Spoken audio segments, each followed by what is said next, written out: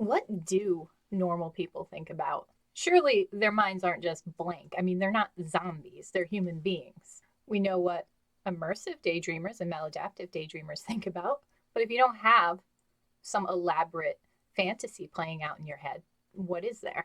And the answer is actually the same damn thing. The difference is their daydreams aren't like ours. Maladaptive daydreaming is often described as excessive daydreaming. But what if I told you we daydream about the same amount? It's true. Some research on MD has shown that maladaptive daydreamers spend about 60% of their day in fantasy. But regular people aren't that far behind. The average person spends about half their day, like 50%, daydreaming. So it doesn't come down to just excessiveness. It's the experience that makes the difference. And that's the immersion. That's why it's called immersive daydreaming.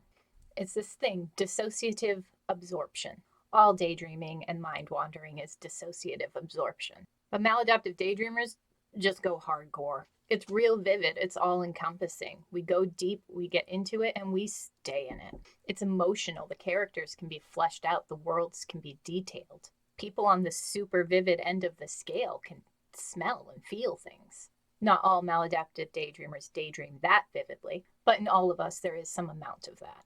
And it's emotional. We get connected to our characters and our worlds, plot lines, and we don't want to go. Normal daydreamers just tend to daydream about different kinds of stuff. It's more rooted in reality. Their daydreams aren't quite as deep. They are fleeting. They come in and out. And while they might fantasize about similar things, adventure or fame or romance, they don't get wrapped up and they can shut it off. And you've had these daydreams too. Most maladaptive daydreamers describe having two kinds of daydreams.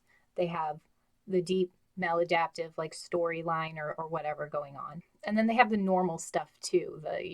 How's that presentation gonna go? Like, I'm running into my boss later. What am I gonna say to him? Oh, I really hate that guy. I should have said this. What am I gonna pick up at the store? What am I going to do if I win the lottery? Should I scramble my eggs or fry them? Just regular stuff. But they do also have more fantastical kinds of daydreams. They do that thing too, where they make up a music video to the song that they're listening to, or where they're the one performing, or where they're the one the lead singer is really into, They just don't get attached to it, and they don't build a second life off of it. So I don't think that normal daydreamers just have nothing going on upstairs. They absolutely do. We're not that different when you really get down to it. Some people just ended up with this extra trait for going deep. And some of them went a little too deep. But essentially, daydreaming is just how the mind works. It's sort of its default. When you're not immediately focused on the thing in front of you, regardless of who you are, your mind will wander. And daydreaming itself serves a few different purposes, and it has a lot of benefits. There is a whole science behind it.